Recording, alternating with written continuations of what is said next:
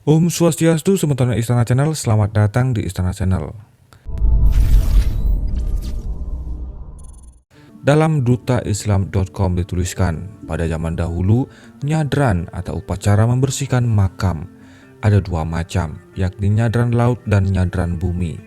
Ada pula haul yang dapat juga disebut nyadran ulama dan leluhur pada zaman dahulu saat sisi bermaksud untuk membangun bangsa, menggugah umat dan masyarakat.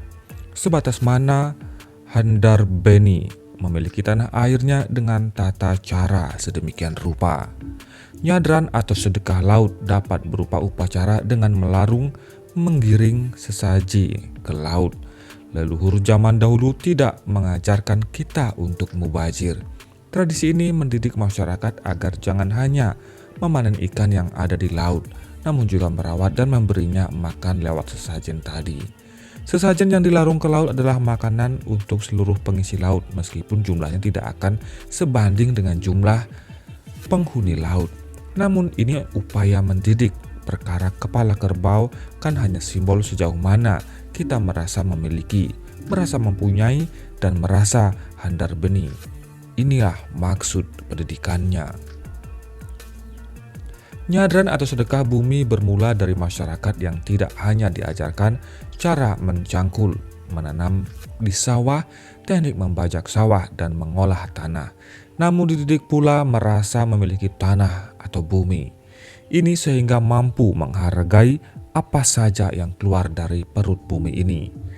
Dari mulai pisang yang bagus hingga yang busuk, dan sejauh mana kita handar beni dan merawatnya.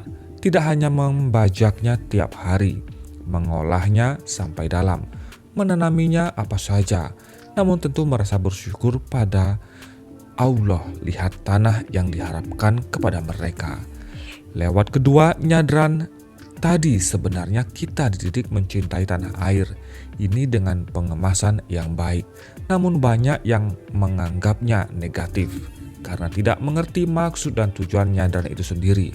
Jika dengan adanya nyadran masih banyak yang belum mencintai tanah airnya, maka jangan nyadran yang disalahkan. Ada nyadran saja, masih banyak yang belum mencintai negaranya, apalagi tidak. Para ulama masa lampau itu memiliki metode-metode seperti ini ketika Indonesia masih dijajah Portugis, Belanda hingga Jepang. Ketika bendera penjajah itu berkibar di tanah air, para sesepuh tidak kehabisan akal untuk memupuk rasa cinta tanah air kepada masyarakat. Dari mulai mengadakan nyadran bumi, nyadran laut, hingga sampai mendirikan rumah saja disisipi pendidikan yang samar. Orang zaman dulu jika mendirikan rumah pasti mengundang kiai untuk didoakan, menyediakan janur, beberapa hasil bumi dan bendera merah putih untuk dipasang terlebih dahulu di belandar atau balok kayu yang berfungsi sebagai penyangga tiang utama dan fungsinya sangat vital dalam membentuk konstruksi rumah. Setelah janur, hasil bumi dan bendera merah putih ditancapkan di belandar, baru bangunan rumah lain dipasang. Dan sebelum selesai konstruksi rumahnya, maka belum diturunkan sesajen tadi. Di mata penjajah, dikiranya hal ini hanya sekedar ritual atau syarat mendirikan rumah dalam tradisi Jawa. Tapi bagi penduduk pribumi, tradisi ini adalah upaya mendidik untuk mencintai tanah air. Inilah upaya ulama dan para leluhur untuk memupuk rasa cinta pada tanah air kepada anak cucu negeri ini. Demikian dijelaskan Maulana Habib Muhammad Lutfi bin Ali bin Hashim bin Yahya. Sementara Istana Channel, bagaimana pendapat Anda? Silakan tuliskan pendapat Anda di kolom komentar. Terima kasih atas atensi Anda. Sampai jumpa di video selanjutnya. Om Santi Santi Santi Om.